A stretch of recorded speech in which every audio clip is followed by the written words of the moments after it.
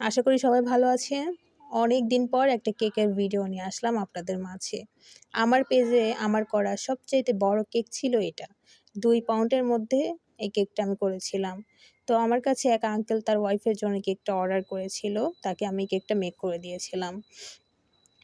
এই কেকটা আমি রেড কালার করেছিলাম যেহেতু প্রিয় মানুষকে গিফট দিবে। তো রেড কালার করার আমি ট্রাই করছিলাম। সো আ আশা করি আপনারা পুরো ভিডিওটা দেখবেন।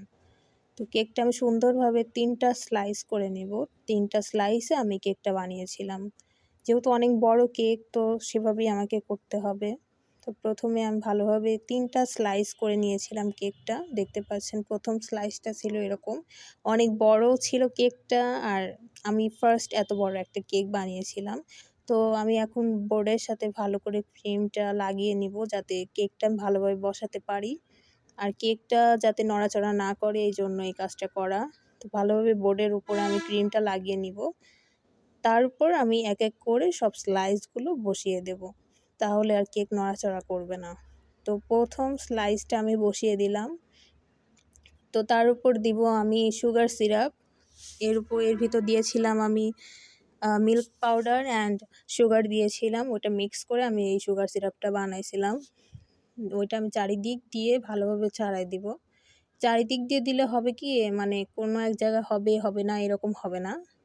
চারিদিক দিয়ে সুন্দরভাবে দিতে হবে যাতে কেকটার ক্রিম সব জায়গায় ভালোভাবে বসে এবং কেকটা অনেক ড্রাই যাতে না হয়, স্মুথ থাকে, সফট থাকে এইজন্য এই কাজটা করা। তো ভয়েসে অনেক হর্নের আওয়াজ বা অনেক আওয়াজ আসতে পারে। কেউ কিছু মাইন্ড করবেন না। তো ভালোভাবে আমি ক্রিমটা বসিয়ে নিলাম। এবার চারপাশে আমি কেকটা মানে কেকের উপর ক্রিমটা ভালোভাবে ছড়াই দিব। চারকোনাভাবে সুন্দরভাবে ছড়াই দিতে হবে যাতে ক্রিমটা চারিপাশে পড়ে ভালোভাবে। তো আমি অনেক কম ক্রিম দেওয়ার চেষ্টা করছি। বেশি ক্রিম দিলে আসলে জিনিসটা ভাল লাগবে না। বেশি ক্রিম হলে কোনো জিনিস খাওয়া যায় না। কম দেওয়ার মানেও যে এত কম দিয়েছিলাম তা না। মোটামুটি ভালোই ক্রিম দিয়েছিলাম, বেশি দেইনি। মানে মোটামুটি দিয়েছিলাম যাতে ভালোভাবে কেকটা মজা লাগে, খেতে পারে।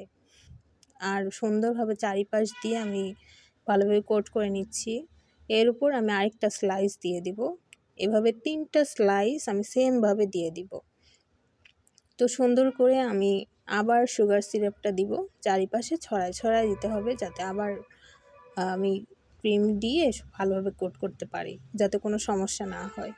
তো ভালোভাবে আমি এই কাজটা করব সেমভাবে ৩ টা স্লাইস আমি করব। অ্যান্ড এর উপর আবার ফিনিশিং আনতে হবে। গোড়া থেকে সুন্দর করতে হবে, না হলে ফিনিশিংটা ভালো আসবে না। তো সেই ক্ষেত্রে নজর রাখতে হবে। তো চারিপাশে আমি ভালোভাবে সুগার সিরাপটা বসায় দিচ্ছি যাতে ভালোভাবে পড়ে। অ্যান্ড সেমভাবে ৩ টা স্লাইস করে নিয়ে এইভাবে পার্ট, পার্ট করে ক্রিম আর সুগার সিরাপ দিতে হবে তাহলে কেকটা অনেক বেশি মজা লাগবে। তো আমি আবার ক্রিম দিয়ে সুন্দরভাবে কোট করে নিব। আর ক্রিম ওনারা চাচ্ছিল যে আমি ভালোভাবে টেস্ট করে বানাই। সো আমি টেস্ট করার অবশ্যই ট্রাই করছি।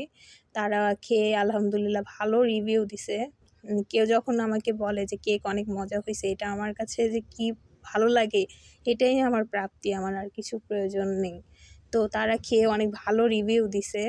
অলরেডি সে আমার কাছে আরেকটা কেকের অর্ডারও দিছে। আলহামদুলিল্লাহ, আপনারা সবাই আমার জন্য দোয়া করবেন।